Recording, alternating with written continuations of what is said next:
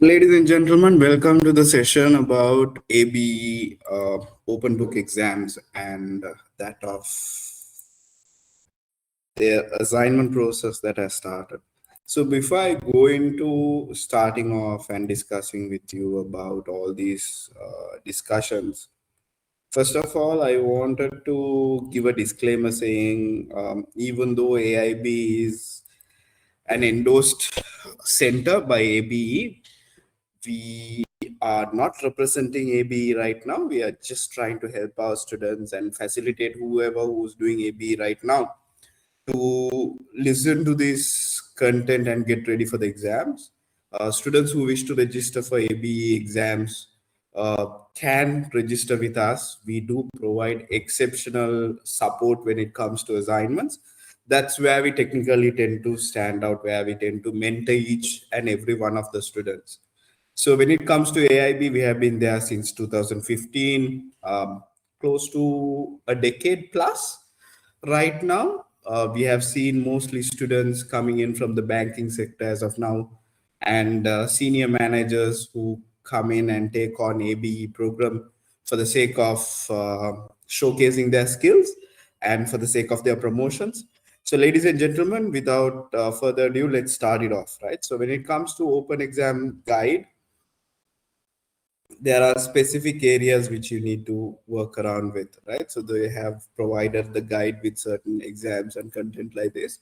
I'm sure if you're already registered with a center, you already have the assignment guidelines and lecture materials, all of these which are preloaded. We work in a system where we do have a preloaded lecture material as well, which you can run through.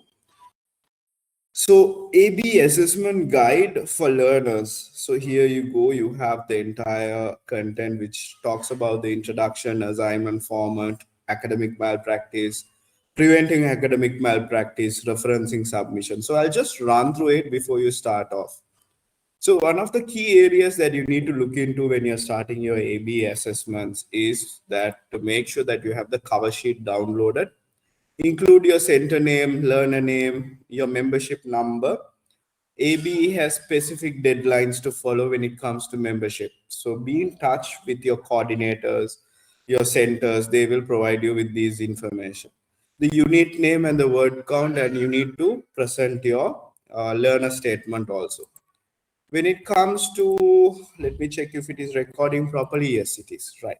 So when it comes to the assessment guide, introduction, how marks works out, and it provides all the content. ABE being a UK awarding organization in comparison with Pearson, Qualify, and other awarding organization, the marking process is very different. The marking process happens in UK, where the assessors do come from the top 20 universities. So they tend to have a lot of expectations per se. To be fair, from the center point of view, it takes a while for the lecturers to be aligned with how ABE operates, because the standard that they do expect is very high, so that you need to think. So that you need to be aware about what type of content that you are producing for the assessment. So when you are writing the assignment, be very clear, your cover sheet has to be there. It is mandatory for the center also to check. So your institute will check when you are submitting your assignment, and the assignment context has to be written properly. It is mandatory and must accompany your assignment. It is not included in your work. If it is not included, it won't be marked. I have had situations in this entire 10 years, probably one or two students would have had this, right? So before we go in, I thought it will be nice for us to introduce ourselves, because I just started off talking about who I am and what I do for AIB, but it's better for me to introduce myself, isn't it? So let me quickly take through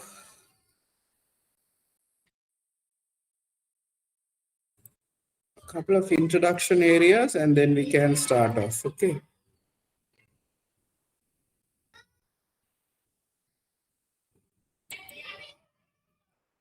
So that's about AIB, where we work with CPD and all these awarding bodies. So just bear with me.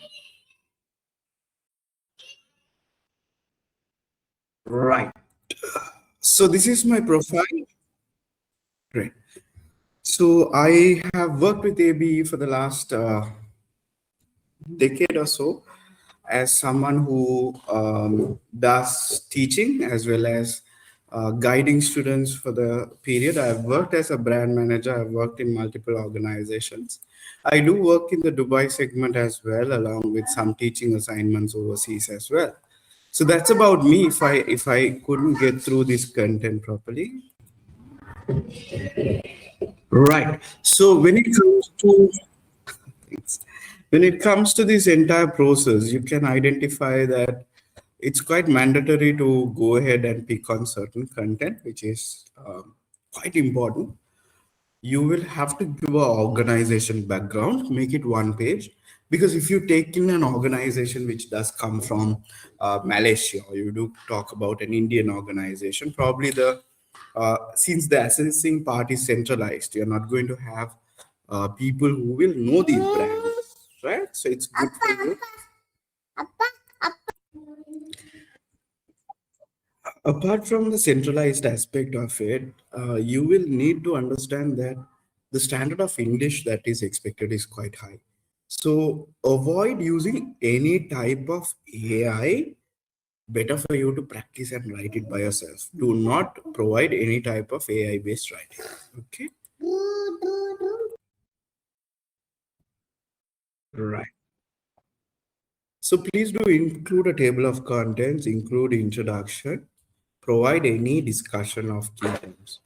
Some of these content might be very useful for the examiner to know if you are including specific terminologies. Let's say you're working for FMCG, it's very common for us to use terminologies like NP.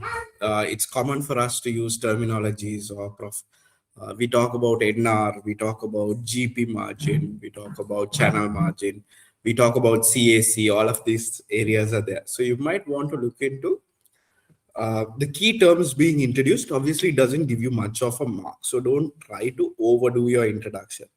Address your key headings, ensure that your heading one refers to task one. So it's quite easy for people to understand. And finally, you give a conclusion for your report also.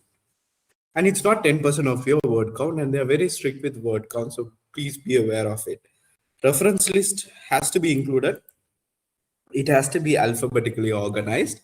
It shows to the examiner that you have taken proper effort towards your formatting and you're not done a haphazard work. Same way, please do look through Arial, Calibri, Helvetica, these particular font types as well. Line space is 1.0, font size is 12. These are areas which you need to consider when you're trying to write your assignment. Most of the people take it wrong, meaning they go ahead and some of you all would have walked in with your bachelor's or master's. You tend to struggle because you have worked with a previous academic writing practice. So please be aware of this. Academic malpractice is one of the challenges we are having, especially right now in the last three exams, last 3 years. AI has been pretty much the reason where 80% of my students or 90% of my students fail.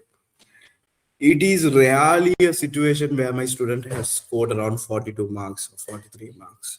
So try your best, ladies and gentlemen. Try to avoid going through this, okay?